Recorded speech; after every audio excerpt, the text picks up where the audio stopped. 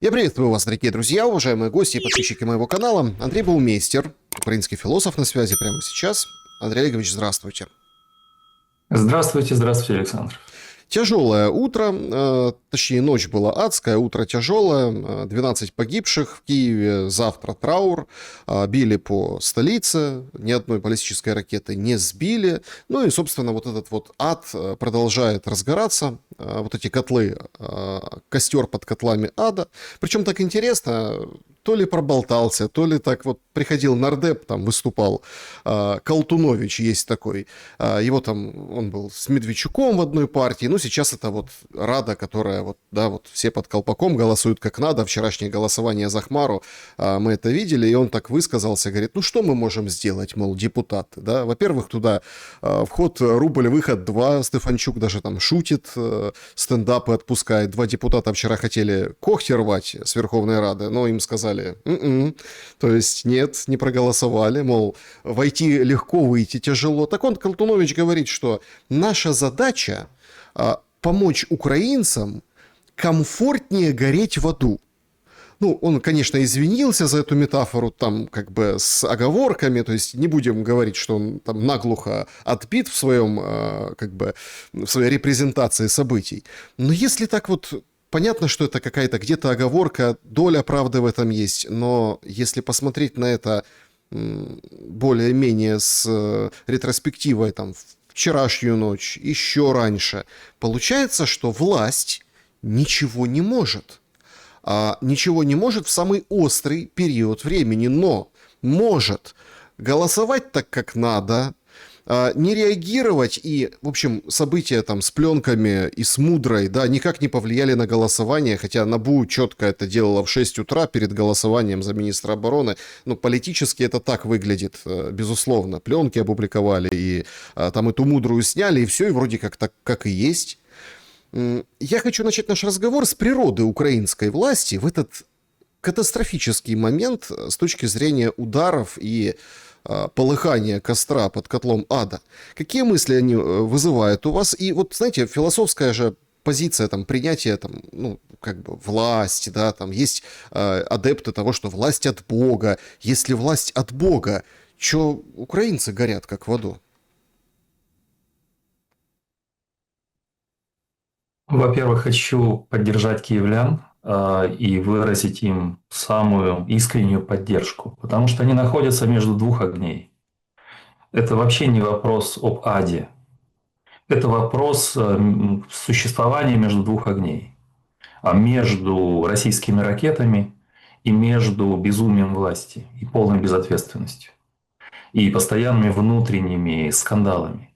Это первое. Второе, пока вы рассуждали, на память почему-то абсолютно спонтанно пришел фрагмент стихотворения одного поэта. «Мы живем под собою, не чуя страны». Было написано по другому поводу в 30-х годах, но очень похоже.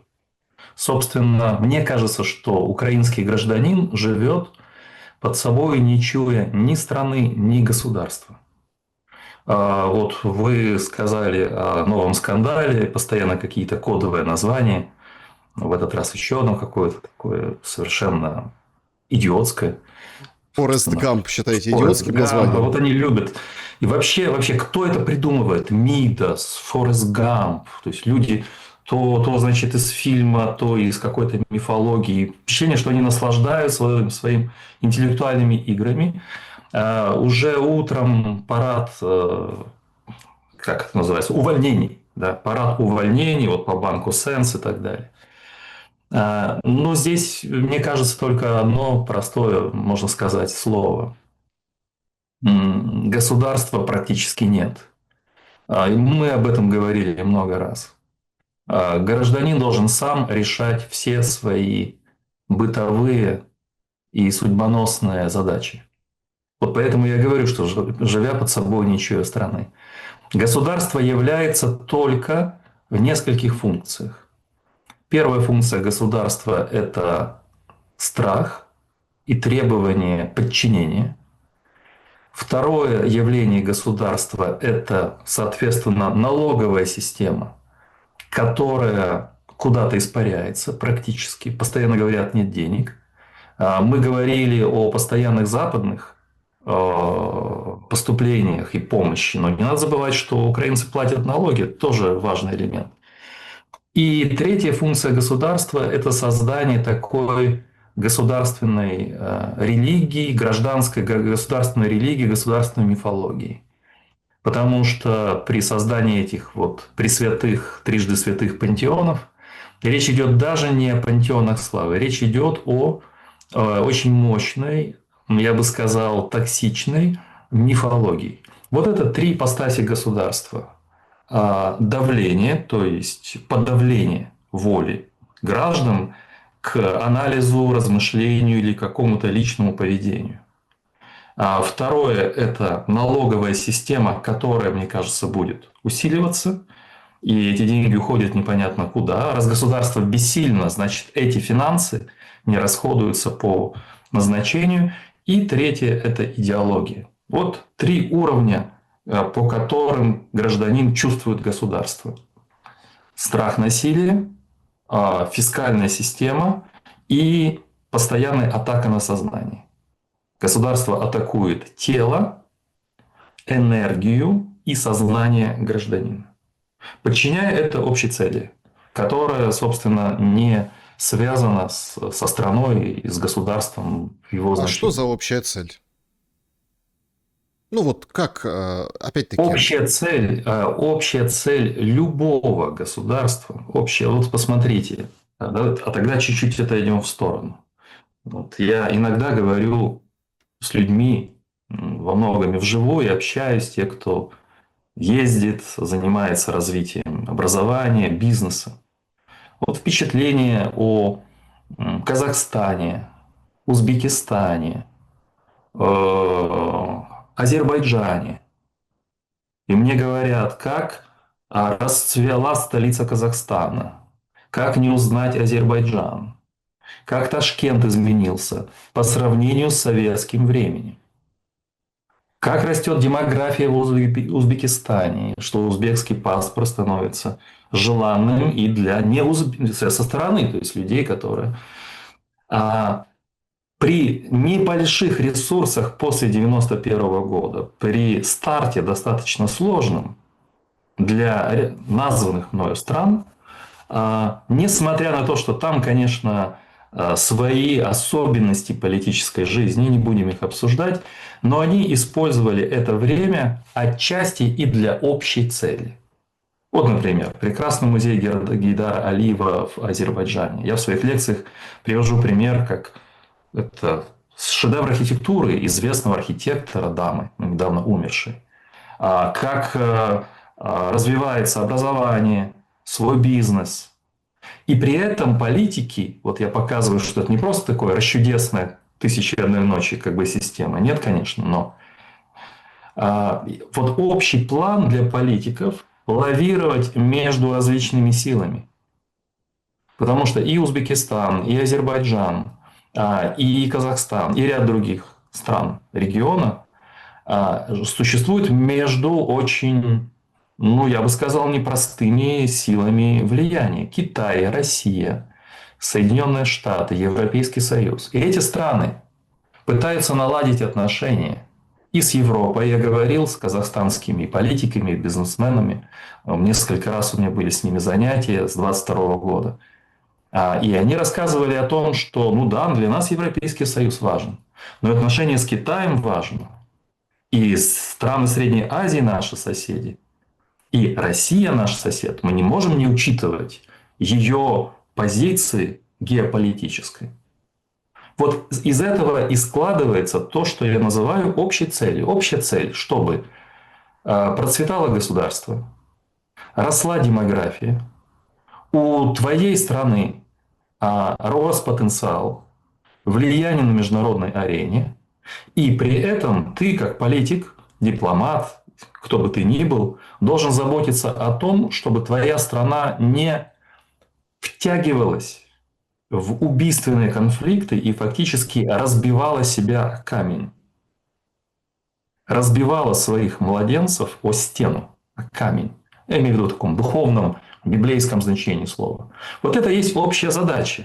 А внутри этой общей задачи пусть уже каждая личность решает свои. Люди воспитывают детей, развиваются, создают бизнес или идут в науку. Кто-то будет хирургом, кто-то ученым и так далее и тому подобное. Но вот задача государства именно в этом. И я назвал страны не Великобританию, не Германию, там, не Соединенные Штаты. Это страны, скажем, которые стартовали в начале 90-х в очень проблемном поле. И с большими проблемами за плечами. А плюс еще конфликты и так далее. Внутри этих стран очень много этнических групп. Это тоже нужно было все учитывать. Ну и так далее и тому подобное. Там тоже были проблемы. Но и там, и там, и там, например, с русским языком все в порядке. Ну, в Казахстане. Или в В Азербайджане. Казахстане, Азербайджане там есть, конечно, там напряжение определенное, да, мы там стали Ну, свидетелями слушайте, там люди, недавно. у меня же много учеников из разных стран. Вот один из Баку, учитель истории из Баку. Он рассказывал. Конечно, есть напряжение. Конечно, они говорят, о, русский язык у нас... Никто же не говорит, что это государственный язык. Там были определенные периоды. Но просто факт, когда «Одиссею», фильм, который сейчас все смотрят, транслировали, вот он рассказывает, что сидел в зале. Это было в Баку. Фильм шел на русском языке. И ползала было вообще впечатление, что не из Баку. В общем, в зале люди смотрят на русском. С другой стороны, другой мой собеседник, вчера мы общались, смотрел этот фильм в Израиле. Тоже в зале на русском языке. То есть ниши. Да, конечно, есть иврит, есть английский, а там азербайджанский и так далее. Но пойти увидеть фильм на русском языке, американский, или школа, там, или книги, или общение, вот это пространство, то есть я не проповедник русского языка, я просто говорю о том, что сложилось везде в мире. В Африке есть зоны, так называемые франк-Африки, это франкоязычные. И Британия ставила Индии английский язык. А у нас в Украине это не колониальная система. И русский язык развивался как часть вместе потом. Они потом вместе в XIX веке начали развивать свои особенности. Русский литературный и украинский стал развиваться. Просто когда я слышал Буданова высказывания, вот вокруг Лавры были вот эти все опять, превратить Лавру в национальную святыню. Это просто меня резануло несколько дней назад его фраза, что вот Лавра святыня, ей много столетий. И это доказывает Путину, что Украину создал не Ленин. То есть вот такие обрывки мыслей, совершенно такие набросанные, хаотичные. Но то, что Ленин и Сталин способствовали созданию Украины в границах 91 года, спорить вообще никто не будет. То есть как бы смешаны два момента. А то, что Лавра была источником, ну не знаю, и книжной культуры, и теологии, и политической мысли, в том числе и имперской мысли, показывает, что из Лавры, из Могилянской академии вышли творцы империи. И исходя из декоммунизации и деколонизации, Лавра первая должна подпасть под удар наших деколонизаторов и коммунизаторов. Ну, потому что ни возьми, кто придумал теорию братских народов, вот эти все прекрасные епископы и митрополиты. Кто придумал идею священной имперской власти и писал текст, направленный Петру Первому, опять же, наши киевские владыки и митрополиты. И когда политики высказывают эти фразы, вот просто в эфире, главное ткнуть, укусить, уколоть. Вот не Ленин создал. Ну хорошо. Часть Украины создал не Ленин. Часть Украины создали имперцы. Митрополиты имперцы. Так лучше? Которые служили русскому царю. Так лучше звучит? Лавра была источником монархической имперской идеи Российской империи. Так приятнее? Отлично. А Ленин со Сталиным достроили эту систему и добавили, например, Галицию и Буковину. Так устраивает? Да, не Ленин и Сталин создали, но они увеличили территорию. И когда мы говорим граница 91 года и так далее. И вот так во всем. То есть вот эти детали, Вот это путание, плавание, непонятно в каких фразах, придуманных мифах. Это тоже часть вот того треугольника, о котором я начинал говорить. Это атака на сознание. Ну, погодите. Пантеон героев нам... вот это я, конечно, со знаком минус к этому всему отношусь, и можем, конечно, это все обсудить, но он дает ясность. Ну, вот смотрите, там следующее Алферов говорит, руководитель Института нацпамяти, после того, как закопали Коновальца на Национальном мемориальном кладбище, вроде как Петлюру ждут. Ну, опять туда же, да? То есть, вот, смотрите, разные были позиции исторические, но тем не менее, все вместе. То есть, у нас уже взялись за этот момент, причем взялись, как обычно, с зеленым квартальным 95-м задором, Мгм. таким полубольшевистским, да, таким, давайте. И, в общем-то, теперь получается, что, ну, у нас есть теперь ясность в этом вопросе. Вот наши герои, вот этот полковник, которого все поздравляют с возвращением. Это ведь тоже такой момент, когда вот сегодня там выбило, ну, в общем, повреждена линия высоковольтная, там много людей без света, это Киевская область, Киев, горят жутко склады, в общем, тяжелейшая картинка, да, а ровно вот 2 дня назад под, скажем так, честь, отданную тем же Будановым, все там руку к сердцу приложили, Зеленскому вручили флаг с гроба Коновальца, его вот, так сказать, погрузили в украинскую землю. Получается, вот эта ясность идеологически, исторически, героическая, если безоценочно, пытается быть навязанной Зеленским. Но, опять-таки, почему я вот, отталкиваясь от сказанного вами выше, сюда захожу в эту тему? Потому что эта же ясность нам дает, людям думающим, дает же перспективы, ну как, а что дальше, да? А об этом не говорят. Нам просто говорят, все, чтите полковника, вот это вот такой, кто это, что это. Люди сейчас метаются между пустых полок, между отключением света, между, ну, каких-то проблем, как вы сказали, которые пытаются решить самостоятельно. Они слушают, как на русском языке зам Зеленского и ближайшая подруга говорит о том, что коррупцию надо, ну, не возглавить, Мгм. контролировать, да, а ей отвечают и возглавить. Они видят, как они вытаскивают этого Галущенко, деньги собирают, 4 мешка, надрываются от денег, потому Мгм. что нужно окошко, нужно, чтобы вот своего вытащить. А кто дал распоряжение? Ну, Можно какой-то, посочувствовать. ну, Да, тяжелый да, труд. какой-то руководитель мудрый. А кто руководителю мудрый? Понятно, кто. Ну, Зеленский. Просто на бой это не говорит, там скрывает определенные вещи. А нам вот говорят, вот будет вот так. Кто такой Коновалец? Вот История Украины от Ярослава Мудрого до, как ее имя? Ирина, по-моему, да? Ирина Мудрая, да, от Да, вот Ярослава до в истории Ирины. Украины, вот она, от Ярослава Мудрого к Ирине Так а Мудрой. какие перспективы вот этого принятого? Потому что, ну, давайте, Коновальца принимают от безысходности, потому что вообще нет смысла разбираться, кто это Коновальца не... такой, Давайте, что это я такое. понимаю, что у вас такое чуть-чуть провокационное рассуждение. Понятно, что вы думаете не то, что озвучиваете, да, это как бы так, на таком, раш такой. Ну, во-первых, Коновальца никто не выбирал. Вот это...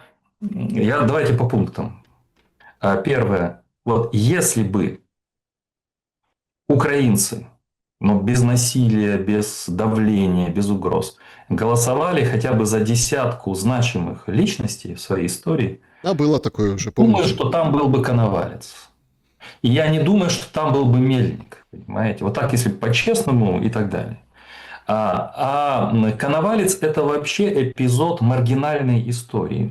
Дело в том, что в 20-е годы, ну, начиная с 17-го года, потом гражданская война, было так много личностей, которые начинали, проваливались, собирали какие-то отряды. Я вам имя другого назову, вот специально чуть-чуть провоцируя наших слушателей, имя другого полковника.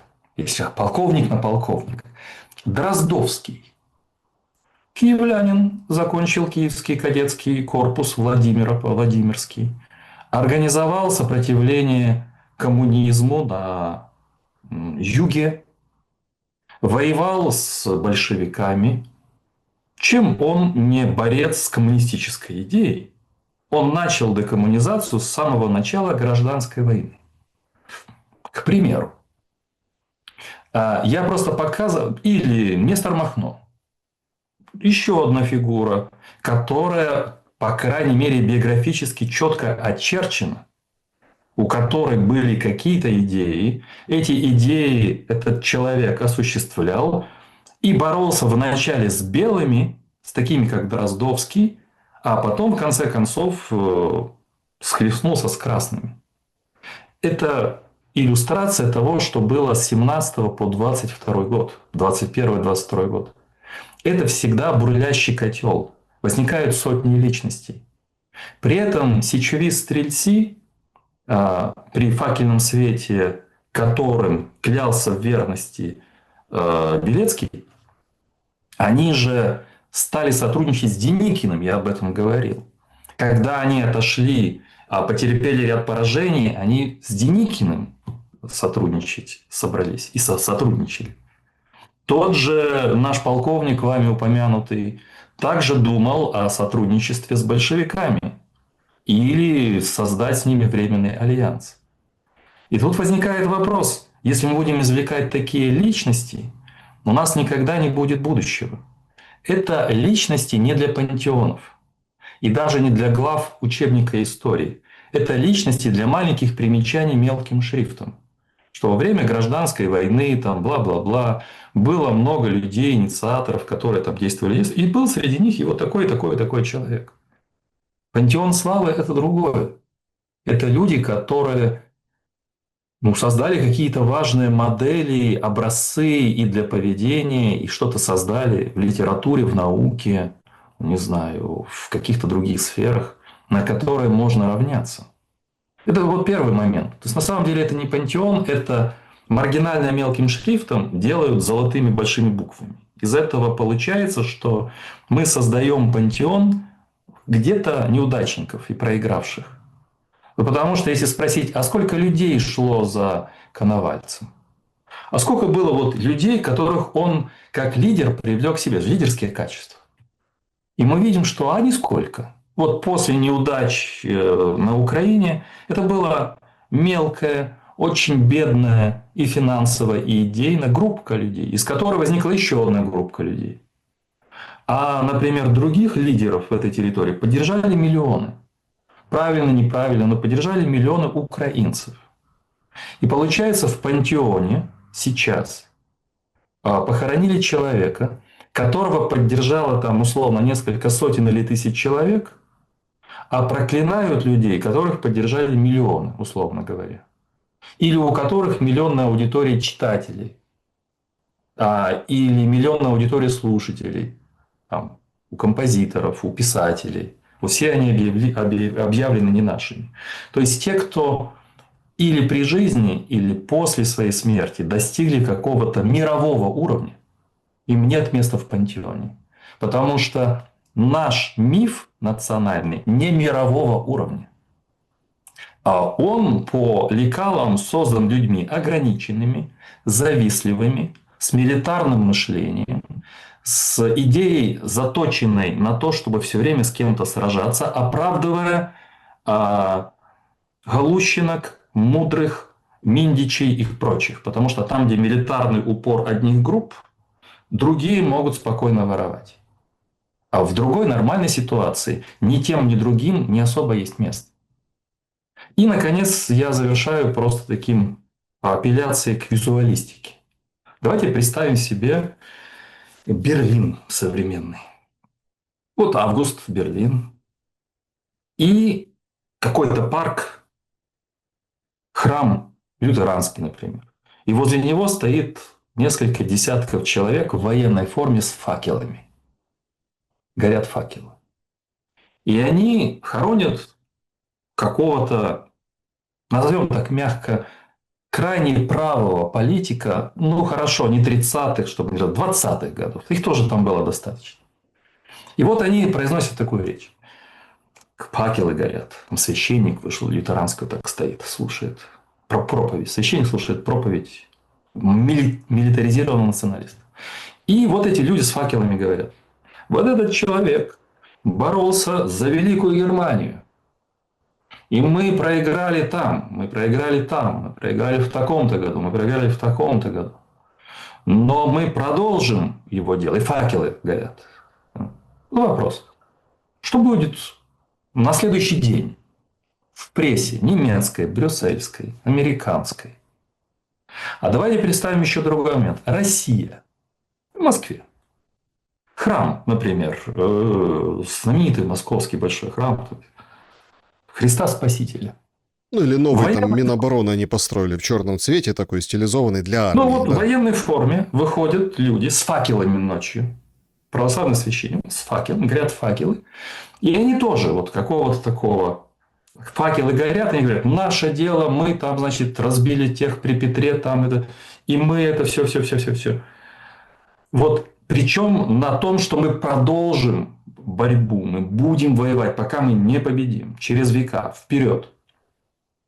Вот эта идея, и тут же, конечно, подхватили бы, как подхватывает западная пресса, вот эти вот российское воспитание в школе, отчасти как бы связанное с военными формами, с милитарными вещами. Это сразу замечается.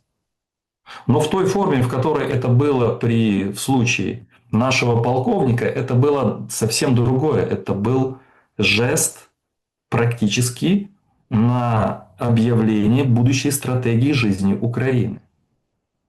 То есть создается миф, под него подбираются герои, и под этот миф и этих героев выстраивается будущее. Трехходовка. И дело не в том, что сегодня там где-то в каких-то странах говорят одно, преувеличивают милитаризм в другом, третьем. Нет, это программа навсегда. Собственно, это миссия Украины. Мы слышали при свете факелов описание миссии Украины. Какое-то наше дело мы должны завершить. Вопрос мой. Какое дело завершить? Какая миссия нашей страны? Вот тех людей, которым я выразил искреннюю поддержку, и которые еще и в сентябре, и в ноябре, и в декабре, и в январе фактически незащищенные.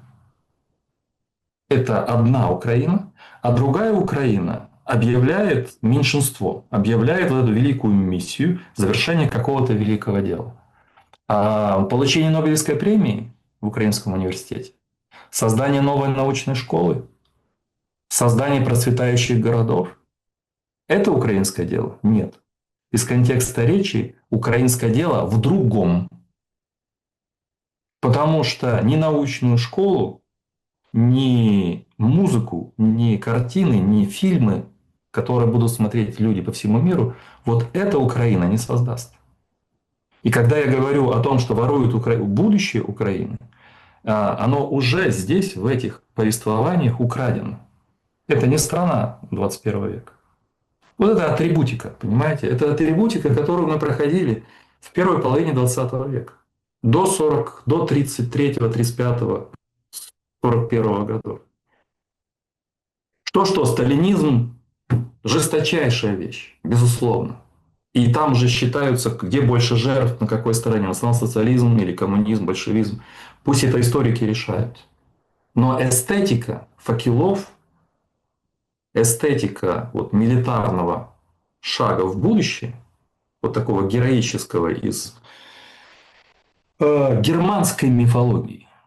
Это нордическая мифология, понимаете, под которую каким-то образом по атрибутике, по словам, по фразам подключают Украину как Украину будущего. Но нордическая мифология закончилась Вальхаллой. И ничего хорошего от вот этих всех вещей нет. Вот я просто завершу. Я просто вот говорю, что это означает. Вот если внимательно за этим смотреть, то это придумали маленькую историю, сами искусственно, ограниченные умы. Такие, как Алферов, такие, как Ветрович, такие, как Диаспоряне некоторые, которые приезжали нас учить в 90-х и финансировали все вокруг за мизерные деньги. И несчастные нищие гуманитарии тут же начинали подпевать и создавать, бежать впереди паровоза, быть больше канадцами, чем канадцы, даже подражая их произношению, я помню, как произношению подражать. Подбирать героев под это, но на самом деле это речь идет не о живых и мертвых. Это символика. Это символика той Украины, которую нам сегодня предлагает одна из групп, как образ всей Украины будущего. И в этой мифологии нету завершения войн. В этой мифологии война – нормальное явление. В этой мифологии война нормализирована. Потому что то дело с большой буквы, о котором они говорят, оно не предполагает долгого мирного строительства. Эти люди, которые все это провозглашают, они же рассыпятся. При новой стране, где нужно будет строить, а не воевать, эти люди, которые воюют 11 лет, некоторые из них, понимаете? Андрей Вот. Олегович, сейчас такая история возникает, но опять-таки, может, вчера это все уже к вечеру и разрушилось, ну, условно, есть определенные там два лагеря, да, вот эти картонки, которые кричали «Ганьба», когда Хмару назначали, они хотели, чтобы не назначали. Федоров, который вышел, ну, там кто-то проводит параллели, что, помните, вот это преснопамятное политическое, ну, это уже код, простите. Вот это, когда Кернес с Добкиным общался, что «Миша, у тебя скучное лицо», понимаете? Это уже все, это с нами надолго, если не навсегда. И вот вышел этот Миша, который Федоров, и поднял тему выборов. И сейчас как бы такая вот история, многие там здравые люди говорят там, ну, а за кого болеть? Условно за офисных, вот этих ограниченных, которых вы описали, которые привели нас к этому символизму. Ну, то есть это же конкретно. Ну, там Белецкого, это кости ему дали потаскать с факелами. Это офис, да, Зеленский, Буданов, это типа его Президент идея. присутствовал, по-моему, на следующий. Президент шел поступью медленной за гробом. Опять же, то есть это показано, что это государственный уровень. Если бы это были только эти группы, но это показано, и там все, весь бомонд политический. То есть они шли следом. Это значит, что они включились в эту идеологию, что они разделяют эту идеологию, благословляют ее и возводят на государственный уровень. Как Порошенко на государственный уровень возвел все эти приветствия и всю эту символику и все эти жесты. То, что начал Порошенко, продолжает Зеленский. Вот по поводу Федорова. Да, и вот смотрите, сейчас такая история. То есть одни говорят, что там за кого болеть, за эту группу или за эту группу. Ну, вчера вечером группа, которая картонки Федорова, все как бы посыпались немного, там какие-то, кто организовывал протесты, пожелали удачи Хмаре, Стерненко пожелал удачи Хмаре. В общем-то, как бы, ну вот, и как-то все развели руками и говорят, ну вот так. Получается, с одной стороны, вроде как картинка такая, что это противостояние, и все говорят, политические аналитики, что будет какая-то там эскалация политическая, там нового сезона политического. Так а какая эскалация? Если картонки как бы рассосутся, если, ну, то есть, получается, Зеленский победил. Вот вы за кого из этих, за одну или за вторую команду болеете больше? Нет, конечно, я болею за нечто третье, которое не на поверхности, и мы не знаем, что это может быть. Вот вы сказали, действительно, тут, не знаю, будут сегодня, еще завтра обсуждать. Это может сойти на нет, а может взорваться. В зависимости от того, кто поддержит вот эту пламенную речь.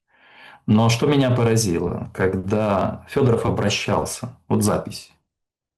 Вот, потому что я проанализировал как наблюдатель внимательный. Во-первых, можно считать, это мой совет ему, как старшему. Да, он, конечно, пиарщик, он вырос на рекламе, потом, значит, и так далее, и так далее. Но все-таки со стороны пожилого интеллектуала можно послушать. Если человек хочет искренне обратиться, не нужно обставлять это как создание голливудского какого-то сюжета. Там несколько камер. Его показывают и так, и сяк, и свет поставили, и, очевидно, какой-то текст или ему вложили, или он читает.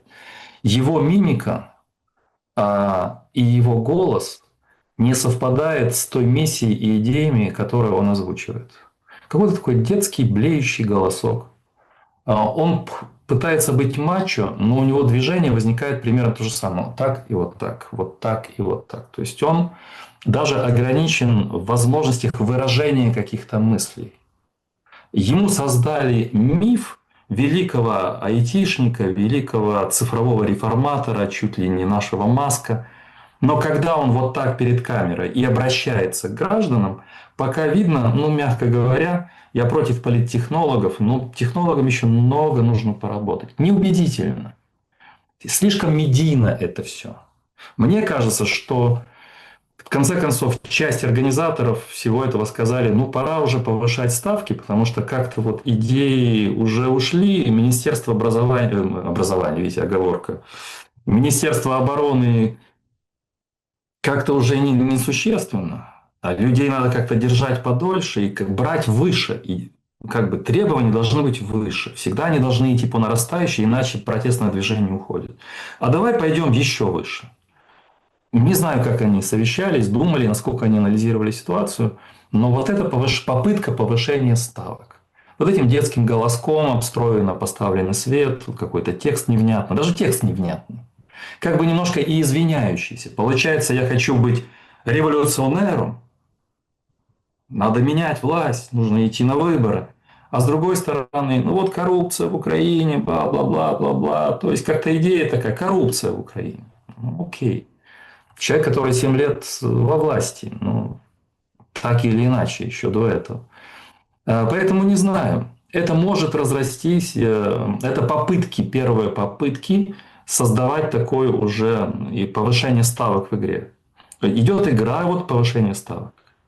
Вообще непонятно, какие выборы. Вы поняли, нет? Это президент имеется в виду? Парламент? Это Не, что? ну парламент плохой, наверное же парламент. Парламент, я думаю, да. То есть это тоже такое заискивание. Конечно, ОП ответила, но ответила через какие-то третьи руки, может, сейчас уже есть официальный текст, что это нерационально, недальновидно. Оказывается, ОП у нас интеллигентное. Ну, такими умными словами, что это как бы нереалистично. Вот. Оказывается, у нас на Банковой реалисты живут. И вот это БИА как нереалистично. Так что нам остается гадать. Но интересно, что, опять же, в феодальной системе, или как бы в пост- или неофеодальной системе, видно, что за те же самые слова на кого-то могут и санкции возложить, и как бы преследовать, и угрожать, хейты устраивать. А некоторым можно вот просто так в лоб под камеру это сказать. И если скажет тот первый, будут в комментариях приходить и разрывать его на части, и говорить, как возможно в воюющей стране выборы, бла-бла-бла, вы что, вы предатель, вы работаете на Кремль, вы расшатываете страну. А тут любимчик молодежи, скажем так, кумир техно-прогрессивных людей Федоров прямым текстом говорит, что выборы необходимы. Но как он это оправдывает, мне как философу это интересно. Опять же, это антироссийский шаг. Вы поймите, это же не против нашей власти, не против Зеленского, а это антироссийский шаг. Ведь на самом деле нет выборов в Украине. Смотрите, логика какая. Выборов нет. Это Россия лишает украинцев демократического политического процесса. Не дадим России делать нас тоталитарной системой. И назло, и вопреки России, это подтекст. Назло и вопреки России, это так, вы что, слушали внимательно, что говорил? Вот там же об этом сказано. Упоминается Россия как главная его забота. И поэтому, чтобы Россия не уничтожила наше будущее, мы должны, вопреки Кремлю, провести выборы. Ну, я думаю, что мы скоро узнаем, кто пишет эти речи. Надеюсь. Вы знаете, кто это может быть? Что за спичрайтеры такие пошли, очень глубокие. Но вот они решили вот так. И получается, что в этой речи это такое хождение по канату. И не против не против Зеленского, а может только против коррупции. И это вроде еще не выборы президента, а вроде парламента. И вообще это не расшатывает Украину и не ослабляет ее в войне, а наоборот усиливает. Потому что без выборов мы не демократичны, и Россия торжествует.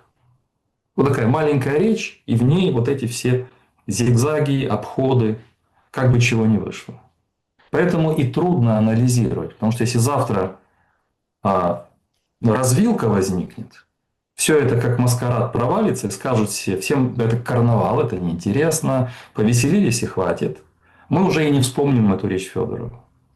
А если начнут обрастать вот вокруг этого стержня и спонсоры, и какие-то поддержка европейских структур, и параллельно, видите, Набусап активизировалась в этот момент, все аналитики это замечают. Случайное совпадение, не случайное, я не могу судить, но совпадение. Это еще один удар по окружению Зеленского. Если все это раскрутится, эту речь будут воспринимать как судьбоносный первый шаг новой украинской политики. Это так, как в романе киевлянина Марка Алданова «Последнем самоубийство» анализируется второй съезд большевиков. Тогда еще не большевиков, тогда РСДРП. В ангаре, в Брюсселе, в маленькой комнатке собралось несколько человек, чтобы поругаться друг с другом и обвинять друг друга. И в момент, когда это происходило, было неясно, это очередная свара эмигрантов никчемных, или это будущее историческое судьбоносное событие.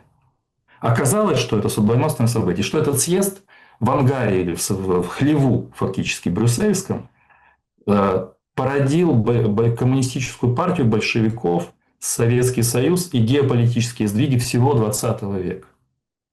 Это я к тому, что аналитик должен быть осторожен. Любой такой жест, шаг, высказывание может быть профанацией и смешным карнавалом, а может стать историческим событием, от которого начнет отсчет новой истории. Поэтому я предлагаю нашим зрителям обращать на это внимание. Мы с вами, Александр, при всем желании это предсказать не можем. Мы можем анализировать, как я сейчас делал, как это было сказано, обтекаемо, как лидер не готов быть лидером, как он всего боится, как он придумывает сразу отходные пути. И по мне, по моему эстетическому и восприятию интеллектуала, это не лидер. Это не лидер. Что ж за война такая, которая не родила какого-то подобного лидера? Ну вот опять-таки... Вопрос оставим риторический для обсуждения лет через 5. Почему? Понятно. Так уже война 5 лет идет. Ну так потому что, отвечая на этот вопрос, мы можем зайти в такие дебри, из которых не выберемся. Некоторые же говорят, война-то у нас не... Вот видите, вы агент Кремля. Вы говорите, война идет 5 лет. Это почему 5 лет-то? С 2014 года война идет. Так еще больше времени, хорошо. А где же эти лидеры? Где же эти герои? Ну, то есть, которые могут прямо... Вот сегодня, вчера, позавчера, в ночь с 18 на 19, помните эти события в Москве? Путч, ГКЧП, танки в Москве, ну, история. Ну да, там, я как раз был в это время в Ялте. Был мой последний визит в Крым. И я видел этот кораблик, Фарос. Меня угораздило попасть в Крым как раз с началом путча. Так что я был внутри исторических событий. И вот там тогда, да, там, ну вот, взбирается Ленин, там, вылазит, там, члена-танк или куда, ну, в общем, на возвышенность, говорит, заблокировали нам вот эти ГКЧПисты, и радио, и телевидение, берет листок бумаги и обращается к россиянам. А, кстати, жест. Вот я очень отрицательно отношусь к Ельцину. Очень отрицательно. Но когда это случилось, у всех было такое ощущение, ведь недавно была советская власть еще, да, ощущение, что лидер должен вот так выйти, публично стать и сказать, что вот этих мы не признаем. Это нарушение Конституции. Это на самом деле не власть, а заговорщики. И то, что Ельцин это сделал, это и была единственная точка его всей будущей легитимации. Вот тогда померк и образ Горбачева, И вот эти кадры, когда Горбачев самолетом возвращается, уже, по-моему, темно, вот я помню программу «Время», спускается по трапу, его приветствуют, но уже понятно, что он, хотя и президент Советского Союза, еще Советский Союз, что время ушло. Это, вы верно отметили, сила политического жеста. Когда есть необходимость, и человек действительно рискует, что бы мне ни говорили, но судьба Ельцина после этого могла быть любой. Его могли убить, его могли изолировать. Еще не ясен был расклад сил. Вот эти первые моменты. Вот он в нужное время, нужным жестом нашел нужные слова. Хотя тоже чуть выглядел неловко, он так забрался, там его подняли. Не резво, как молодой спортсмен взмыл, а вот так вот еле-еле влез. А и героев, но опять же, и герои или по необходимости, когда большие потери на фронте, когда люди это ресурс, конечно, есть много героев, которые герои по необходимости. И есть сделанные герои, вот такие, как Коновалец или Мельник, которых объявляют героями. И были всегда при украинских президентах, и сейчас еще третий класс героев. Люди, прислуживающие власти, которые тоже получали чуть ли не там героев Украины. Некоторые политики получали вот этих героев и при Кучме, и при других президентах вот такими пачками. Это еще третий герой. Герои от власти, герои, назначенные властью. Вот поэтому у меня вопрос, а нам нужны герои? Да. Нет, ну вообще, вот если мы говорим о героях, это все-таки время, это все-таки, ну хорошо, это время эллинов, это время средневековья. Уже, последний герой, мне кажется, последний герой умер на острове далеком в океане в 1821 году, в августе. Вот этот герой, Наполеон. Это последний герой. Да, у Цоя была песня «Доброе утро, последний герой». Нужны ли 21 веку самоотверженные герои, как вот советский кинематограф 20-30-х годов их показывал? В шахте умирает, падает, но еще. Или там доярка, которая уже все в обморок падает, но работает. Или солдат, который держит, там, придумали эти мифы, там, 10 немецких танков сидит, значит, вот. Вот этот героизм. Опять же, этот героизм был вызван войной, блицкригом и мужеством многих людей. Я разделяю мужество и героизм. То, что мы называем героизмом, чаще всего это создание государственной идеологии. Мужество, да, самоотверженность, да. Но я сомневаюсь, что нам нужны герои. Потому что героями прикрываются негодяи.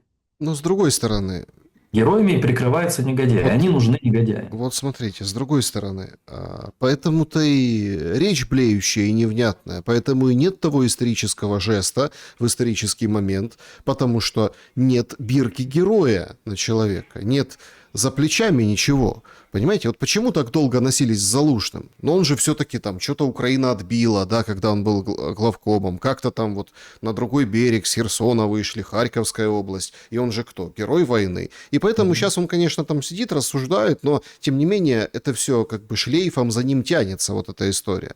Сырского не покажут, но он из других, то есть не зайдет как человек, опять-таки, чтобы выйти и изменить ситуацию, развернуть Давайте ее. мы будем называть лидерами, Александр. Давайте тогда, это тоже сбитое слово, но я бы ушел от слова герой к слову настоящий лидер. И при всем уважении к названным лицам, вот Залужные, говорили о Буданове, еще о ком-то, они не лидеры политические. Потому что должна быть не только политтехнология, какая-то речь и так далее. Нужно ощущение, интуиция. Уместности, неуместности.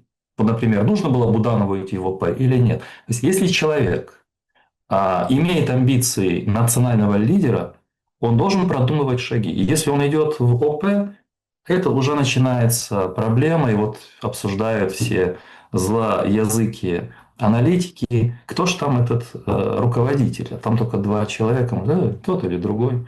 Или посмотрите «Мудрое». Я тут же не знаю, что это за люди. Пошел в Википедии, написанное кем-то, понятно. Я почитал украинскую Википедию, почитал англоязычную Википедию. Ничего не понял. Ничего не понял. В украиноязычной сказано о муже, но дочь старшая от первого мужа. А первый муж вообще не упоминается. Упоминаются в примечаниях стертых, но где-то всплывающих. Израильское гражданство, мама, живущая 10 лет в Израиле, сын. А в англоязычной Википедии, это я сказал по украиноязычному, а в англоязычном просто сказано «воспитывает двоих детей». И уже о муже тоже нет упоминания. То есть, вот две Википедии. Это я по поводу ясности, Александр, то, что вы начинали. Никакой ясности нет. И если говорить о Коновальце, там ясность теряется тут же, если раскапывать, по-настоящему писать историю.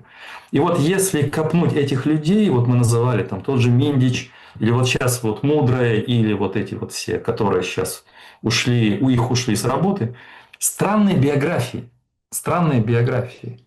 Непонятно, каким образом, да, вот девочка, родившаяся в селе, училась в педуниверситете, в пединституте, потом в университете, потом вдруг какой-то пробел.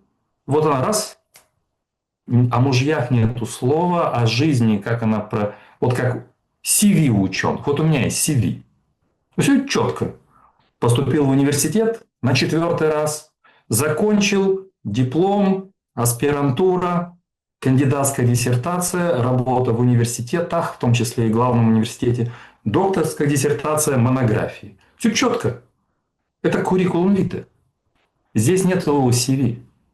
Поэтому никакой ясности и четких... Эти люди не могут быть героями, потому что там открываешь дверку, например, первого десятилетия карьеры, а там, оп, 3 скелета на тебя упало. Их пожелтевших, распавшихся. Ну чего, Открываешь другую, еще 2 стажировка, скелета. смотрите, стажировка в Кембридже в 17 году, в 20-м Нет, это какая Лондоне. стажировка, почитайте. Я тоже думаю, хорошо, это отлично, но английский язык важно знать. Но что это за стажировка? Она тоже меня заинтересовала. Вот если внимательно читать, у нас возникает масса вопросов. И так мы можем пройтись по всем этим людям. Я еще раз говорю, смотрите, это к нашим зрителям обращаюсь, смотрите на биографию человека. Я же философ, должен философа цитировать. Вот Гераклит, вот этос, так он, 3 слова у него там, этос, антропос. Например, можно перевести как личность человека, его судьба. Я бы сказал, личность человека – это его биография. И поэтому будущим лидерам, будущим политикам я бы советовал осознанно формировать свою биографию, свою картину мира, чтобы она была вот цельная, кремень. И это ответ на вопрос, почему у нас нет героев. Потому что за 35 лет мы создали пространство кривых душ и кривых сердец. Криводушие, кривосердие, кривоумие. Никто цельный, открытый, искренний, думающий, честный во власть не попал бы. Ну, не попал бы во власть. Соответственно, те, кто приходит во власть, подтягивают себе подобных. Кривоумных, криводушных, кривосердечных. И таких же героев включает в свой пантеон. Все? Да, Система. сошлось, Вот скажем так, начало нашего разговора с финалом по поводу... Ну, я ответил на ваш вопрос, почему поводу... у нас нет подлинных героев. Да, по И поводу... они назначают какого-то мужественного человека или группу мужественных, обманутых, как при крутых там студентах. Они возводят культ, их обманули, бросили на смерть, умыли руки, ответственность убрали, виноваты какие-то страшные банды Муравьева и так далее. И вот так вот с того времени вот этот миф живет до сих пор. Вот это объяснение. Закольцевали мы по поводу природы власти, это, конечно, много объясняет, но для финала я хотел бы, чтобы вы порассуждали.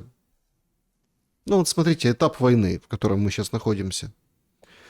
Россия говорит, никакого перемирия, нет, заморозки нет, перемирия нет. Пресса разная пишет, что как бы есть какие-то предложения тайные, кулуарные, и публичные, и непубличные, через Турцию, через кого-то еще. Там Лубенец с Лантратовой встречается, все обратили внимание, как мило они встретились. И опять-таки это хорошо. Но вот этот давлеющий нарратив, что там, да, орки, вот эта вся история, всех как бы удивляет. А чему удивляться? Начинается, это хоть нормальная работа. Гуманитарные посылки, письма, визиты родственников. Речь идет о военнопленных, о солдатах. Плюс впервые там раненых российских солдат отправили в разном состоянии домой. Да? То есть это большая работа на самом деле. И даже вот это вот хорошее там пожимание ручки и вот этот переход на русский язык, родной для Лубенца. Мудрая, да, она же как? Она же по-русски все это говорила, вот эти все товарищи. И Лубенец все же такие же, да, и нормально как бы все. И вот в этом всем вот всякие каналы сейчас включаются для того, чтобы, Украина просит перемирия, Россия говорит никакой заморозки, никакого перемирия. Получается, Россия сначала давила на Трампа по поводу Зеленского. Это вот преснопамятный дух Анкориджа, который кто-то говорит выветрился, кто-то говорит до сих пор не-не-не, еще рано об этом говорить. А с другой стороны, сейчас получается от вот этой когорты украинской власти, которую мы описали, причем с разных сторон, с историческими параллелями, давней истории, не такой давней истории, да, от них требуется какое-то решение. От них. То есть конкретное от них решение. Там вывод войск, да, то, что обсуждалось, да, или там какие-то шаги, да, что-то от них нужно. Так получается. Нет, понятно, что сейчас пропагандисты сейчас в комментариях напишут, нет, это Россия должна, что смотрите, у них НПЗ горят, смотрите, у них... давайте это оставим. Нужно решение какое-то в Киеве по поводу продолжающейся войны. Слушая Зеленского там вчера в обращении и так далее, ты понимаешь, что он решение-то это принял. То есть дальше война. Это принятое уже решение, как вам кажется? Или есть еще варианты и пространство для маневра? Это не существует в одном предложении, например. Мы будем воевать 2-3 года, или Россия с нами будет воевать 2-3 года, или мы хотим завтра заключить договор. Существует сразу пакет или такой веер высказываний. И в этих высказываниях проскальзывает и 26-й, 27-й, 28-й годы. Я говорю о нас, об украинской власти, например. И говорится очень много другого. Но я вижу во всем этом вообще запрет на обсуждение будущего, потому что там всегда стоят когорты пропагандистов, и любой разговор или любая попытка сказать, а давайте продумаем модели в начале там моратория на что-то, потом прекращение огня, и сразу крики, а вы за капитуляцию, вы капитулянт, вы предлагаете Украине капитулировать. Вот это логика вот этого героизма опять. Если не думать, капитуляция – это пропагандистское слово, еще раз, никто капитулировать не собирается. Есть Европейский Союз, есть Соединенные Штаты, есть Китай. Капитуляция – это термин пропагандистов, которые заточены на войну. Они употребляют слово «капитуляция», чтобы отпугнуть от альтернативы невоенного решения ближайшего будущего. Поэтому они там поставили табличку, где написано «капитуляция». Какая альтернатива, если не капитуляция, в их понимании, то продолжение борьбы. Продолжение борьбы, окей. Но вот то, что мы сегодня говорили, беззащитные граждане Украины, беззащитные города большие. И, с другой стороны, мне кажется, вообще никто не думает о будущем в нашей власти. Поэтому мы с вами, обсуждая вот стратегию, что, как возможно, мне кажется, главная задача вот просто день прожить. Вот продержаться день. Оттянуть, затянуть. Вот посмотрите, сколько раз действительно Зеленскому это удавалось.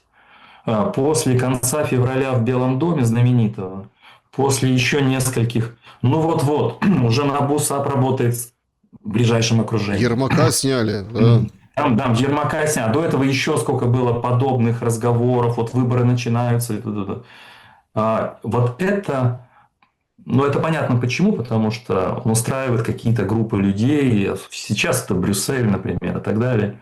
Но вот эта политика, она выигрышная, зачем ее менять? Мы говорим А выигрыш в одновременно, чем? выигрышная для той группы людей, которая находится у власти. А стратегия, да вообще это стратегия, не стратегия, а тактика очень простая. Вот день прожили, хорошо. В этот день мы могли сказать о моратории на удары по Черному морю, мы могли сказать о прекращении атак на гражданское население, одновременно послали куда надо эти самые летательные аппараты одновременно, ударили по болезненным точкам России, там, где вообще производят чуть ли не ракеты, где там и так далее. С другой стороны, мы говорим о том, что нет, мы не будем воевать, из Донбасса не уйдем, и никаких договоров и так далее. В этой ситуации тактика вот день провести. В течение дня посылаются противоречивые сигналы разной степени длительности. Эта тактика работает. Вот для кого, вы правильно сказали, для кого? Для тех, кто ее использует. Для тех, кто при власти. И если говорить о стратегии, об ответственности, о просчитывании вариантов, о продумывании того, а сколько нам это будет стоить, человеческих жизней, еще и ресурсов страны экономических, территориальных, не знаю, урбанистической структуры, логистики, сколько на это будет стоить, никто не обсуждает. Ощущение, что это страна чудес. Что да, есть некая мифическая эфемерная опасность, что это все может просто быть разбито, раздолбано и так далее.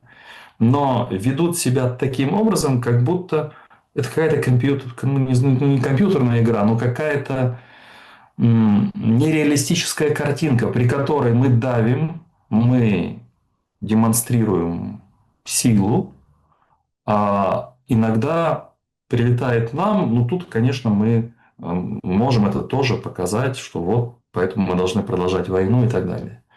Вот эта тактика. Я это считываю в том, что происходит. Эта тактика не имеет стержня, не имеет никакого сценария. Она работает.